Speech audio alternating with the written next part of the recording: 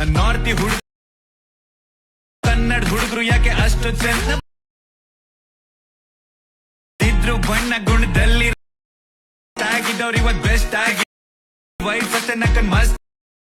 ನಮ್ ಕಡೆ ತಿರುಗಿಸ್ ಗುರಿಸ್ತವ್ರ ನಾರ್ತಿ ಹುಡುಗ ಕನ್ನಡ ಹುಡುಗರು ಯಾಕೆ ಅಷ್ಟು ಚೆಂದ ಇದ್ರು ಬಣ್ಣ ಗುಣದಲ್ಲಿ ಆಗಿದ್ದವ್ರು ಇವತ್ ಬೆಸ್ಟ್ ಆಗಿ